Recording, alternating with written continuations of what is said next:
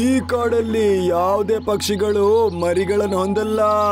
ಅದು ಒಂದು ದಿನ ಆದ ಕೂಡ್ಲೆ ನಮ್ಮ ಹತ್ರ ಬಂದ್ಬಿಡುತ್ತೆ. ರಹಸ್ಯವಾದ ಗುಹೆ.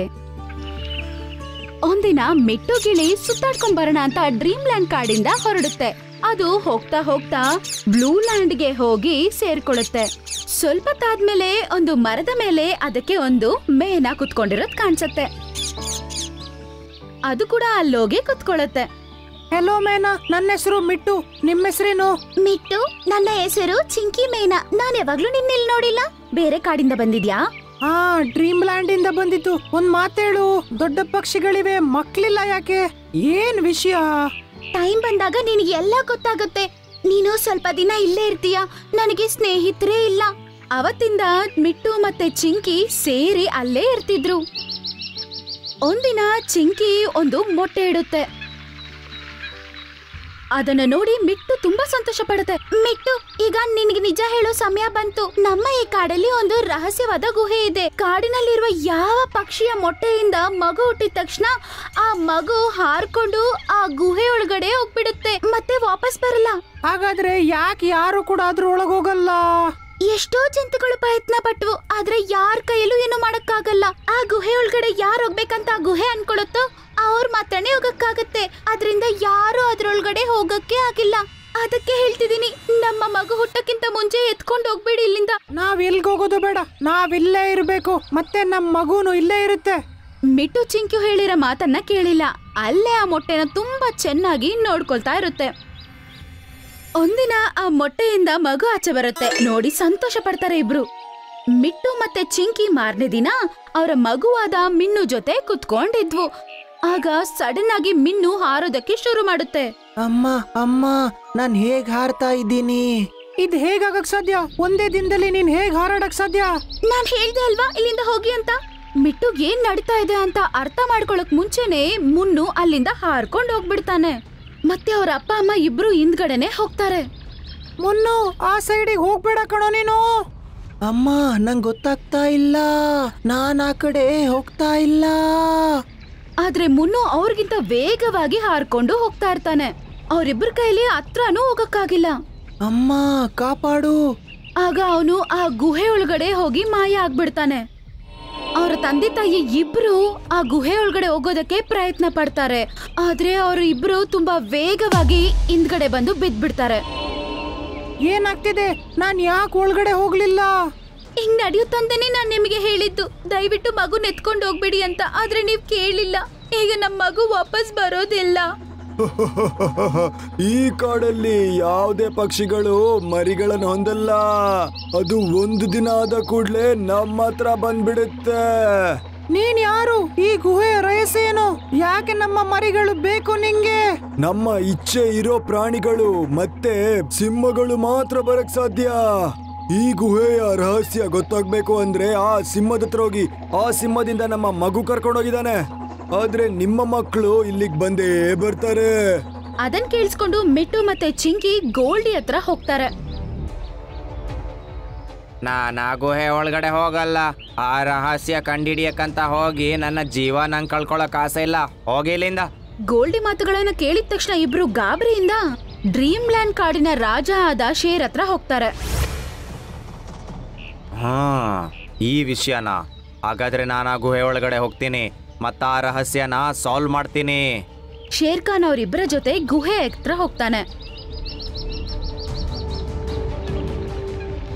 ಮತ್ತೆ ಅವನು ಒಳಗಡೆ ಹೋಗ್ತಾನೆ. ಒಳಗಡೆ ಹೋಗಿ ನೋಡ್ತಾನೆ, ಅಲ್ಲಿ ಒಂದು ಸುಂದರವಾದ ಕಾಡಿರುತ್ತೆ. ಅಲ್ಲೇ ಮೇನಾ ಮತ್ತೆ ಗಿಳಿ ಕುತ್ಕೊಂಡು ಇರ್ತವೆ.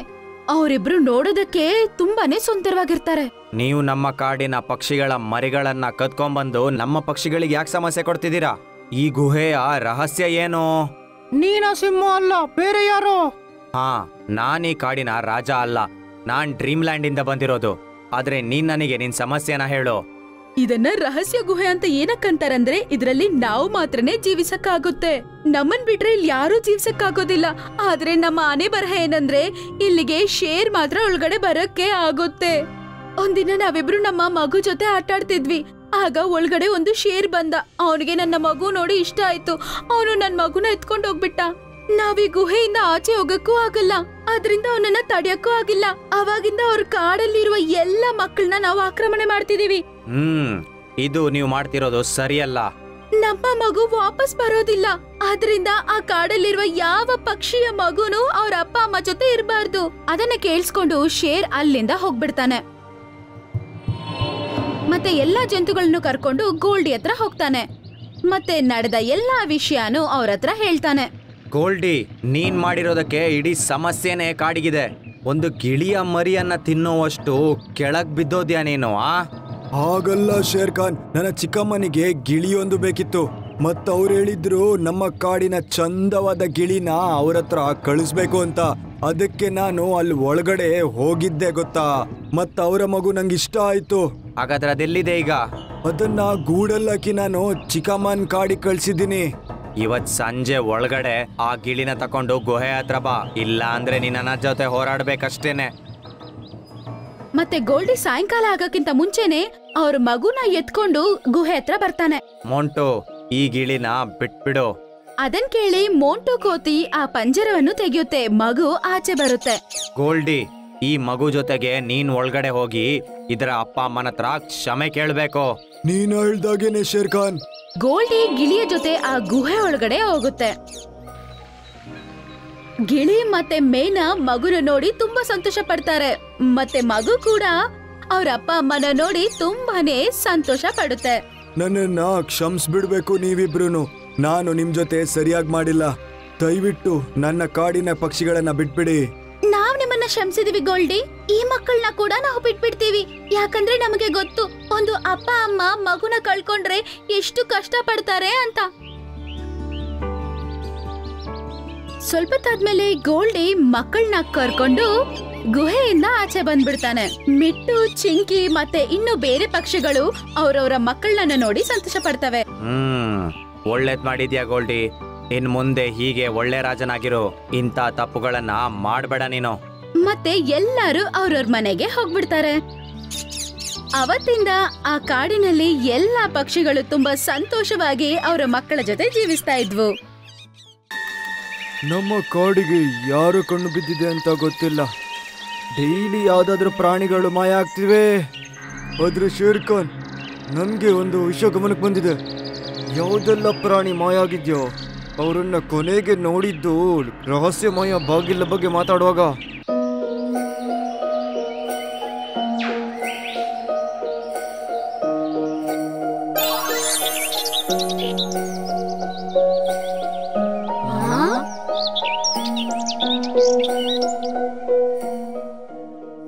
ಅರೆ ವಾ, ಈ ಹಣ್ಣು ಎಷ್ಟು ಚೆನ್ನಾಗಿದೆ. ಇಂತಹ ಒಂದು ಹಣ್ಣು ನಾನು ಯಾವಾಗ್ಲೂ ನೋಡೇ ಇಲ್ಲ. ನಾನು ಈ ಹಣ್ಣನ್ನ ಇವತ್ತು ನೋಡ್ಬಿಟ್ಟೆ. ನಾನು ಈ ಹಣ್ಣನ್ನ ಖಂಡಿತವಾಗ್ಲೂ ಇವತ್ತು ಹೆಂಗಿದೆ ಅಂತ ತಿಂದು ನೋಡ್ಬೇಕು.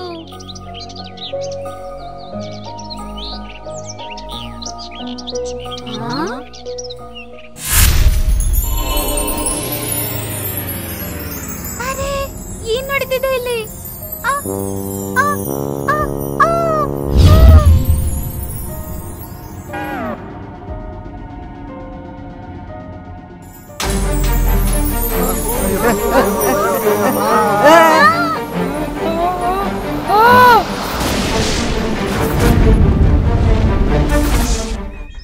ಕಾಡಲ್ಲಿ 4 ಕಡೆ ಪರಿಸ್ಥಿತಿನೇ ಚೆನ್ನಾಗಿರ್ಲಿಲ್ಲ.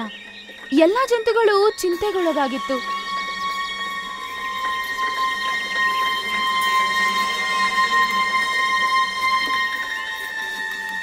ನಮ್ಮ ಕಾಡಿಗೆ ಯಾರು ಕಣ್ಣು ಬಿದ್ದಿದೆ ಅಂತ ಗೊತ್ತಿಲ್ಲ.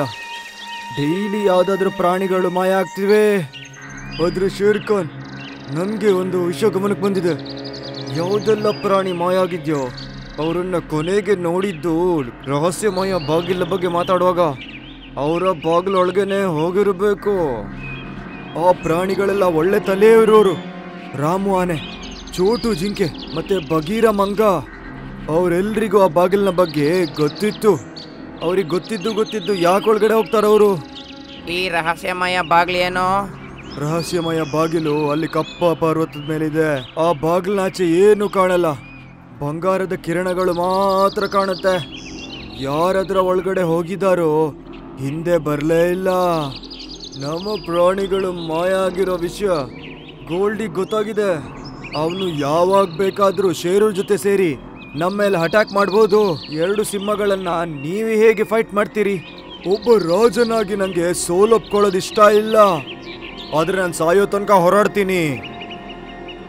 ಇದನ್ ಕೇಳಿದ ಮೀಟು ಗಿಳಿಗೆ ತುಂಬಾನೇ ಬೇಜಾರಾಗುತ್ತೆ. ಮಾರನೇ ದಿನ ಬೆಳಗ್ಗೆ ಯಾರಿಗೂ ಗೊತ್ತಿಲ್ಲದೆ ಆ ಬಾಗಿಲ ಹತ್ರ ಅದು ರಹಸ್ಯವಾಗಿ ಹೋಗಿ ನೋಡುತ್ತೆ. ಮೇಲೆಯಿಂದ ಅದೇನೋ ನೋಡುತ್ತೆ.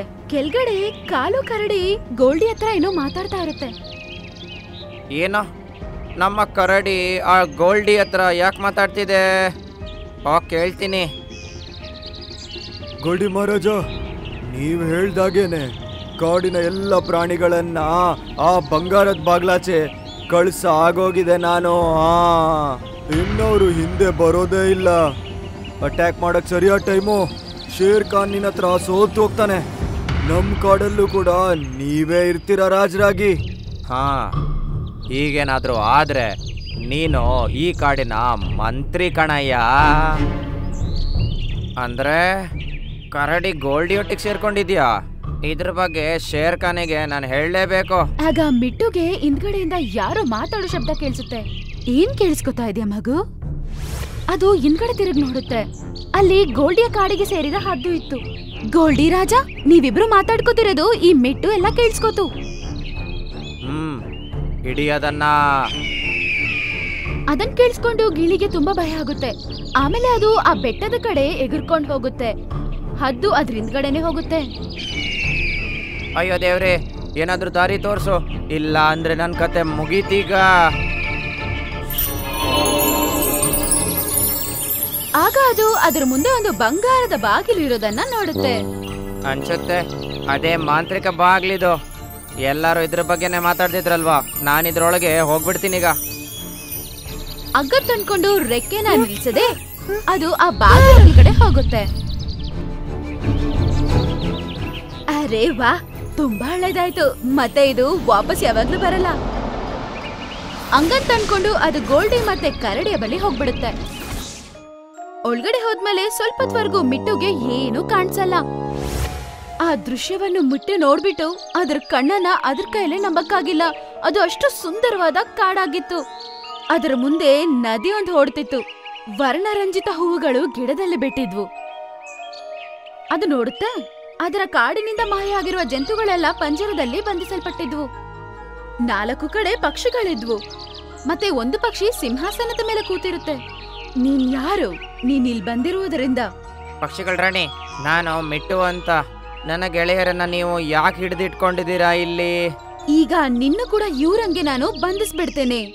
ಹಂಗಂತ ಅದು ಮಾಯ ಮಾಡುತ್ತೆ. ಆದ್ರೆ ಮಿಟ್ಟು ಮೇಲೆ ಆ ಮಾಯೆ ಏನು ಪ್ರಯೋಗ ಆಗಿಲ್ಲ. ಏನಿದು? ಇದಾಗಕ್ಕೆ ಸಾಧ್ಯನೇ ಇಲ್ಲ. ನನ್ನ ಮಾಯ ನಿನ್ ಮೇಲೆ ಯಾಕೆ ಕೆಲ್ಸ ಮಾಡ್ತಿಲ್ಲ? ಹಂಗಂತ ಅವಳು ಮತ್ತೆ ಮಾಯ ಮಾಡ್ತಾಳೆ. ಈ ಸಲ ಕೂಡ ಅವಳ ಮಾಯೆ ಮಿಟ್ಟು ಮೇಲೆ ಕೆಲ್ಸ ಮಾಡಿಲ್ಲ. ಯಾವ ಜಂತು ಅತಿ ಆಸೆ ಇಲ್ಲದೆ ಇಲ್ಲಿಗೆ ಬರುತ್ತೋ ಅದ್ರ ಮೇಲೆನೆ ನನ್ನ ಮಾಯೆ ಕೆಲ್ಸ ಮಾಡಲ್ಲ. ಅಂದ್ರೆ ನೀನು ಅತಿ ಆಸೆಯಿಂದ ಇಲ್ಲಿ ಬಂದಿಲ್ವಾ? ಇಲ್ಲ ರಾಣಿ, ನನ್ನ ಜೀವನ ಉಳಿಸ್ಕೊಳ್ಳೋಕೆ ನಾನು ಬಂದೆ. ನನ್ನ ಹಿಂದೆ ಒಂದು ಹದ್ದು ಬಿದ್ದಿತ್ತು, ಅದರಿಂದ ಕಾಪಾಡ್ಕೊಳ್ಳೋಕಂತ ಇಲ್ಲಿ ಬಂದೆ. ನಿನ್ನ ಮನಸ್ಸು ತುಂಬಾ ಒಳ್ಳೆಯದು. ನಾನು ಕೊಡುವ ಬಹುಮಾನವನ್ನು ಪಡೆಯೋದಕ್ಕೆ ನಿನ್ನಂತಹ ಪಕ್ಷಿಗೆ ಮಾತ್ರನೇ ಅರ್ಹತೆ ಇದೆ. ಹಂಗಂತೇಳಿ ಪಕ್ಷಿ ರಾಣಿ ಮಾಯ ಮಾಡುತ್ತೆ. ಪಕ್ಷಿ ರಾಣಿ ಹತ್ರ ಇರುವಂತಹ ಒಂದು ಮಾಯಾ ಕೋಲು ಗಿಳಿಯ ಕೈಯಲ್ಲೂ ಬಂದ್ಬಿಡುತ್ತೆ. ಧನ್ಯವಾದ ಪಕ್ಷಿಗಳ ರಾಣಿ. ನನಗೆ ಈ ಮಾಂತ್ರಿಕ ದಂಡಕ್ಕಿಂತ ಜಾಸ್ತಿ ನನ್ನ ಫ್ರೆಂಡ್ಸಿಗ ಬೇಕು. ನಮ್ಮ ಕಾಡ್ ಮೇಲೆ ಅಟ್ಯಾಕ್ ಆಗೋಕಿದೆ. ಈಗ ನನ್ನ ಕಾಡನ್ನ ನಾನು ಕಾಪಾಡ್ಕೊಳ್ಬೇಕು. ಸರಿ ಮಿಟ್ಟು, ಇವ್ರು ಅತಿ ಆಸೆ ಕಾರಣದಿಂದಾನೇ ಒಳಗಡೆ ಬಂದ್ರು. ಇವ್ರನ್ನ ಬಿಡ್ಲೇಬಾರ್ದು ಅನ್ಕೊಂಡೆ, ಆದ್ರೆ ನೀನ್ ಹೇಳ್ತಿರೋದ್ರಿಂದ ನಾನ್ ಇವ್ರನ್ನ ಬಿಡ್ತಿದ್ದೀನಿ. ಹಂಗಂತೇಳಿ ಪಕ್ಷಿ ರಾಣಿ ಎಲ್ಲಾ ಜಂತುಗಳನ್ನೂ ಬಿಟ್ಬಿಡುತ್ತೆ.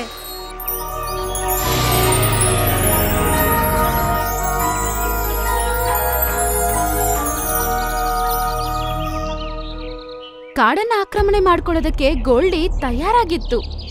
ಗೋಲ್ಡಿ ಅದರ ಸಹೋದರನ ಜೊತೆ ಶೇರ್ ಖಾನ್ ಮುಂದೆ ಬಂದು ನಿಂತ್ಕೊಳ್ಳುತ್ತೆ. ಶೇರ್ ಖಾನ್, ಸೋಲೊಪ್ಕೊ ನೀನು. ನಿನ್ನ ಸಪೋರ್ಟರ್ಸ್ ಎಲ್ಲ ಹೋಗಾಗಿದೆ ಈಗಲೇ. ಮತ್ತೆ ನಾವಿಬ್ರು ಹುಲಿಗಳಿದ್ದೀವಿ. ನೀನೊಬ್ಬ ನಮ್ಮಿಬ್ರನ್ನ ಹೇಗ್ ಸೋಲಿಸ್ತೀಯಾ? ಏನಾಗಲ್ಲ, ನಾ ಸತ್ತೋದ್ರು ಕೂಡ ಸೋಲೊಪ್ಕೊಳ್ಳಲ್ಲ. ನಾನಿಲ್ಲಿನ ರಾಜನಾಗೆ ಸಾಯ್ತೀನಿ. ಹಂಗಂತೇಳಿ ಶೇರ್ ಖಾನ್ ಅವ್ರ ಮೇಲೆ ಎಗರ್ತಾನೆ.